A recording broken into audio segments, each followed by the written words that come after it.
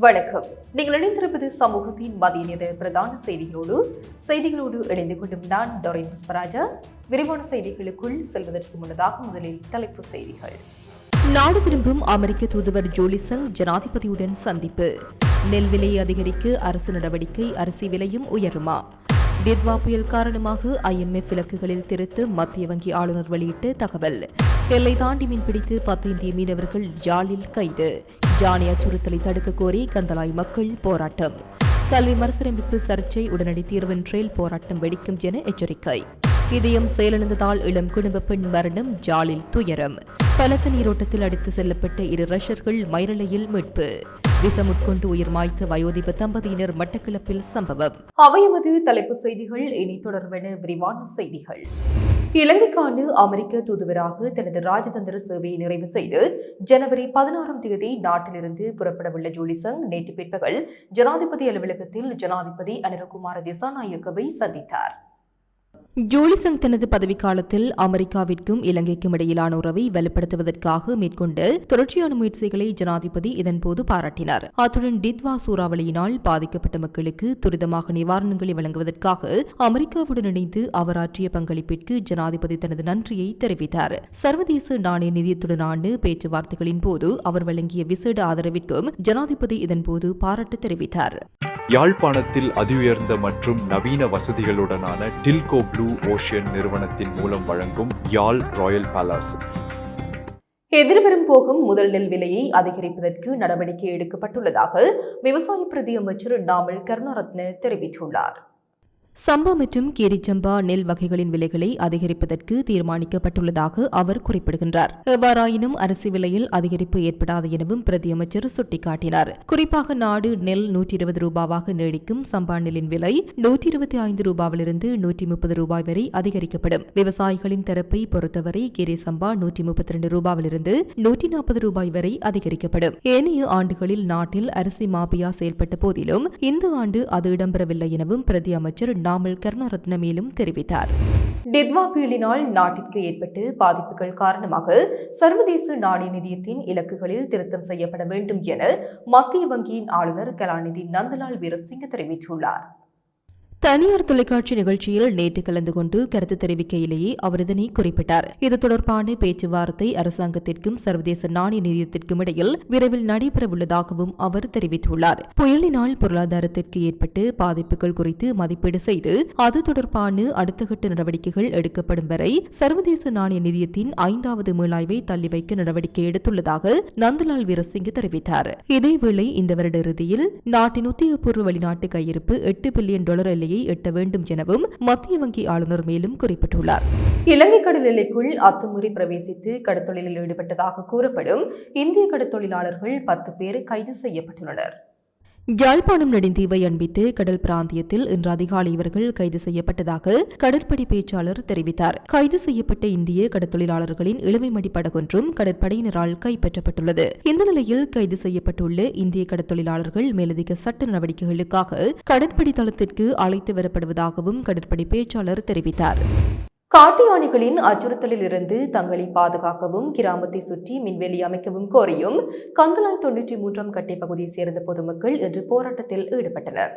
திருகோணமலை கண்டி பிரதான வீதியில் அமைந்துள்ள 93ஆம் கட்டை சந்திக்கு அண்மித்த பகுதியில் இந்த போராட்டம் முன்னெடுக்கப்பட்டது. இதில் அப்பகுதியைச் சேர்ந்த ஏராளமான ஆண்களும் பெண்களும் கலந்து கொண்டு தமது கோரிக்கைகளை வலியுறுத்தினர். காட்டு ஜானிகள் தொடர்ந்து கிராமத்துக்குள் புகுந்து நெல் வயல்கள் மற்றும் தென்னை, வாழை போன்றவற்றை அழித்து வருவதால் வாழ்வாதாரம் பாதிக்கப்பட்டுள்ளதாக அவர்கள் தெரிவித்தனர். இரவு நேரங்களில் ஜானிகள் வீடுகளுக்கு அருகிலேயே வருவதால் உயிருக்கு பயந்த நிலையில் வாழ்வதாக மக்கள் கவலை தெரிவித்தனர். காட்டு ஜானிகளின் அச்சுறுத்தலில் இருந்து கிராமத்தை பாதுகாக்க நிரந்தர திட்டம் ஒன்றை வகுக்க வேண்டும். தற்போதுள்ள மின்வேலியை நீடித்து 93ஆம் காட்டை கிராமத்தையும் முழுமையாக உள்ளடக்கும் வகையில் மின்வேலி அமைக்கப்பட வேண்டும். தமக்கு உரிய தீர்வு கிடைக்கும் வரை போராட்டத்தை கைவிடப் போவதில்லை என மக்கள் தெரிவித்தனர். புதிய கல்வி மறுசீரமைப்பு தொடர்பில் ஏற்பட்டுள்ள பிரச்சினைக்கு முறையான தீர்வை வழங்க விரைந்து தலையிடாவிட்டால் எதிர்காலத்தில் எதிர்ப்பு போராட்டத்தில் ஈடுபடப் போவதாக கல்வி தொழிற்சங்கங்கள் உள்ளிட்ட பல்வேறு தரப்புகள் அரசாங்கத்திற்கு எச்சரிக்கை விடுத்துள்ளன.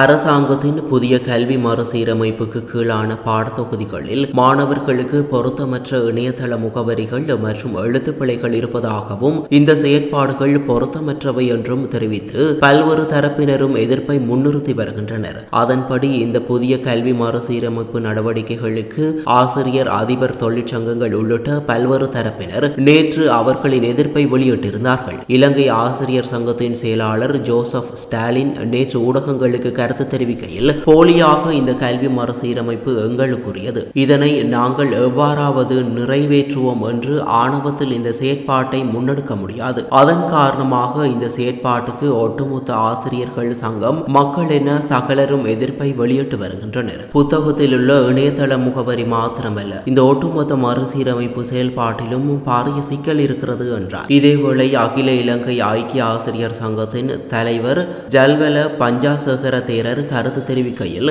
ஆசிரியர் அதிபர் சங்கம் என்ற அடிப்படையில் கல்வி அமைச்சரை சூழவிருப்பவர்களினூடாக இந்த பிரச்சினைக்கு தீர்வு காண முடியாது என்பதால் ஜனாதிபதியை சந்தித்து பேச்சுவார்த்தை நடத்த தீர்மானித்துள்ளோம். இன்று அவரை சந்தித்து கலந்துரையாடி அவரின் நிலைப்பாடு எவ்வாறு இருக்கிறது என்பதை அறிந்து கொண்டு நாங்கள் அடுத்த கட்ட தீர்மானங்களை எடுப்போம் என்றார். இதயம் செயலிழந்ததால் இளம் குடும்ப பெண்ணொருவர் நேற்றைய தினம் பரிதாபமாக உயிரிழந்த சம்பவம் யாழ்ப்பாணத்தில் இடம்பெற்றுள்ளது. பாடசாலை வீதி சிறுபிட்டி பகுதியைச் சேர்ந்த 42 வயதுடைய மணிமாறன் லதா என்ற குடும்ப பெண்ணை இவ்வாறு உயிரிழந்துள்ளார். இது குறித்து மேலும் தெரிய வருகையில், குறித்த பெண்ணுக்கு நேற்றைய தினம் நெஞ்சுவலி ஏற்பட்டுள்ளது. இந்நிலையில் கோப்பாய் வைத்தியசாலைக்கு கொண்டு சென்ற வேளை அவர் ஏற்கனவே உயிரிழந்து விட்டதாக வைத்தியர்கள் தெரிவித்துள்ளனர். யாழ் போதனா வைத்தியசாலையில் உடற்கூற்று பரிசோதனைகளை மேற்கொண்ட நிலையில் இதயம் செயலிழப்பு காரணமாக மரணம் சம்பவித்துள்ளதாக தெரிய வந்துள்ளது. அவரது சடலம் மீதான மரண விசாரணைகளை திடீர் மரண விசாரணை அதிகாரி ஜெயபாலசிங்கம் மேற்கொண்டார். வீட்டி கேஷ் அண்ட் கரி வீட்டி சூப்பர் ஸ்டோரின் கல்யாணி அன்னபூரணி பிராண்டில் அன்றாட வாழ்க்கையின் அனைத்து பொருட்களையும் ஒரே இடத்தில் பெற்றுக்கொள்ள வீட்டி கேஷ் அண்ட் கரி பாரிஸில் லாட்சப்பல். நுவரெலியா கொத்மலை போலீஸ் பிரிவுக்கு உட்பட்டு தவளந்தென்னு பகுதியில் மின்சாரம் தாக்கி குடும்பஸ்தர் ஒருவர் உயிரிழந்துள்ளார். ரம்போடை 50 ஏக்கர் தோட்டத்தைச் சேர்ந்த 34 வயதுடைய 2 பிள்ளைகளின் தந்தையான ராஜகோபால் தியாகன் என்பவரை இவ்வாறு உயிரிழந்துள்ளார். டித்வா புயலால் தவளந்தனை பகுதியில் ஏற்பட்ட மண் சரிவினால் பாதிக்கப்பட்ட வீடுகளின் திருத்தும் பணியில் ஈடுபட்டு கொண்டிருந்த போதே அவர் மின்சாரம் தாக்குதலுக்கு உள்ளாகியுள்ளார். நேற்று பிற்பகல் ஏணியொன்றை வைத்துக் கொண்டு இப்பணியில் ஈடுபட்ட இவர் குறித்த ஏணி மின்கம்பத்தில் மோதியதனால் சம்பவ இடத்திலேயே உயிரிழந்துள்ளார். சம்பவம் தொடர்பான விசாரணைகளை கொத்மலை போலீசார் மேற்கொண்டு வருகின்றனர். மாளிகாவத்தை வைத்தியசாலையின் பிரதிபலிப்பாளர் சார்ல்ஸ் நுகவெலவுக்கு எதிராக அரசு கதிரியக்கு தொழில்நுட்பவியலாளர் சங்கம் ஜனவரி 21ஆம் தேதி பணி பகிஷ்கரிப்பில் ஈடுபட உள்ளது. இந்த பணி பகிஷ்கரிப்பு ஜனவரி 21ஆம் தேதி காலை 8 மணி முதல் இடம்பெறும் என தெரிவிக்கப்படுகிறது. மாளிகாவத்தை வைத்தியசாலையின் பிரதி பணிப்பாளர் சார்ல்ஸ் நுகவெல மேற்கொள்ளும் ஒழுங்கற்ற செயற்பாடுகள் தொடர்பில் சுகாதார அமைச்சிடம் அறிவித்தும் எந்தவித நடவடிக்கையும் எடுக்கப்படவில்லை என்பதால் அவருக்கு எதிராக பணி பகிஷ்கரிப்பில் ஈடுபட உள்ளதாக அரச கதிரியக்க தொழில்நுட்பவியலாளர் சங்கம் தெரிவித்துள்ளது. அகோங்கல ட்ரீவ் கடலில் நீராட சென்று நீரோட்டத்தில் சிக்கி கடலுக்குள் அடித்து செல்லப்பட்டு வெளிநாட்டு பிரஜைகள் 2 போலீஸ் உயிர்காக்கும் பிரிவினரால் மீட்கப்பட்டுள்ளனர். இந்த சம்பவம் நேற்று திங்கட்கிழமை பதிவாகியுள்ளது. மீட்கப்பட்ட நபர்கள் 35 மற்றும் 45 வயதுடைய ரஷ்ய பிரஜைகள் என தெரிவிக்கப்படுகிறது. இதன்போது கடற்கரையில் உயிர்காக்கும் பணியில் ஈடுபட்டிருந்த அகங்கல்ல போலீஸ் உயிர்காக்கும் பிரிவில் இணைக்கப்பட்ட police inspector Ariyaratne, police constable Liyanage, Eranda, Sangeeth மற்றும் துலஞ்சய ஆகியோர் அவர்களை மீட்டுள்ளதாக தெரிவிக்கப்படுகிறது. மட்டக்களப்பு ஏறாவூர் போலீஸ் பிரிவில் உள்ள தன்னாமுனி பகுதியில் முதியவர்களான கணவனும் மனைவியும் விஷம் உட்கொண்டு உயிர் மாய்த்துக் கொண்ட சம்பவம் நேற்றிரவு இடம்பெற்றுள்ளது. தன்னாமுனை ராசையாலேனைச் சேர்ந்த 74 வயதுடைய முதியவரும் அவரது 73 வயதுடைய மனைவியுமே இவ்வாறு உயிரிழந்துள்ளனர். சம்பவத்தில் உயிரிழந்த பெண் தீராத நோயால் பாதிக்கப்பட்டிருந்ததாகவும் விசாரணையில் தெரிய வந்துள்ளது. இதனையடுத்து சம்பவ இடத்திற்கு திடீர் மரண விசாரணை அதிகாரி MSM நசீர் விசாரணைகளை மேற்கொண்டு சடலத்தை பிரேத பரிசோதனைக்காக வைத்தியசாலையில் ஒப்படைக்குமாறு போலீசாருக்கு பணிப்புரை வழங்கியதை அடுத்து சடலங்கள் பிரேத பரிசோதனைக்காக வைத்தியசாலையின் பிரேத அறையில் ஒப்படைக்கப்பட்டுள்ளது. இது தொடர்பான மேலதிக விசாரணைகளை ஏறாவூர் பெரும் குற்றத்தடுப்பு பிரிவினர் மேற்கொண்டு வருகின்றனர். குற்ற செயல்களில் ஈடுபட்டு சந்தேக நபர் ஒருவர் துப்பாக்கியுடன் ஹோமகம பிராந்திய குற்றத்தடுப்பு பணியகத்தால் நேற்று பிற்பகல் கைது செய்யப்பட்டுள்ளார். மாலபே தலகேன பகுதியில் ஹோமாகம பிராந்திய குற்றத்தடுப்பு பணியக அதிகாரிகளால் அவர் கைது செய்யப்பட்டு ஹோமாகம போலீஸ் நிலையத்தில் ஒப்படைக்கப்பட்டார். சந்தேக நபர் பொரளை பகுதியைச் சேர்ந்த 27 வயதுடையவர் என தெரிவிக்கப்படுகிறது. இவ்வாறு கைது செய்யப்பட்டவர் நவம்பர் 14, 2025 அன்று பொரளை பகுதியில் உள்ள ஒரு பெண்ணை வாளால் தாக்கி பலத்த காயங்களை ஏற்படுத்திய குற்றத்தின் முக்கிய சந்தேக நபர் என தெரிவிக்கப்பட்டுள்ளது. சந்தேக நபரிடமிருந்து T56 ரக துப்பாக்கி, 10 தோட்டாக்கள் மற்றும் வெளிநாட்டில் தயாரிக்கப்பட்ட ஒரு கைக்குண்டு ஆகியவை போலீசாரால் கைப்பற்றப்பட்டுள்ளன. ஹோமாகம போலீசார் மேலதிக விசாரணைகளை மேற்கொண்டு வருகின்றனர். இத்துடன் சமூகத்தின் மதிய நேர பிரதான செய்திகள் நிறைவு பெறுகின்றன. தொடர்ந்தும் சமூகத்தோடு இணைந்திருங்கள். எமது RIP பேச்சுக்கு கிடைத்த மரண அறிவித்தல்கள். யாழ்ப்பாணம் நைனாதீவு 5ஆம் வட்டாரத்தை பிறப்பிடமாகவும் கனடாவை வதிவிடமாகவும் கொண்டிருந்த திருமதி புண்ணியமூர்த்தி அன்னலட்சுமி அவர்கள் 12/1/2026 திங்கட்கிழமை அன்று காலமானார்.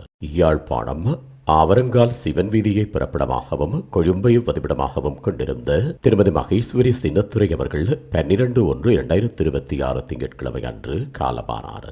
யாழ்ப்பாணம் பருத்தித்துறையை பிறப்பிடமாகவும் ஆஸ்திரேலியா சிட்னியை வதிவிடமாகவும் கொண்டிருந்த திரு மாணிக்கம் தெய்வேந்திரன் அவர்கள் 12/1/2026 திங்கட்கிழமை அன்று காலமானார்.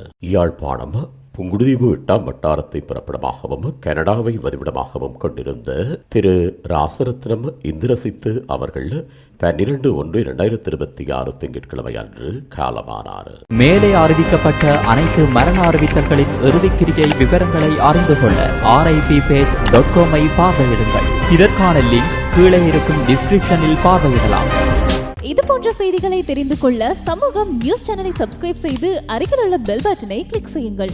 மேலும் இது போன்ற செய்திகளை உடனுக்குடன் தெரிந்து கொள்ள சமூகமீடியா.com என்ற இணையதளத்தின் வாயிலாகவும் எங்களுடன் இணைந்திருங்கள்.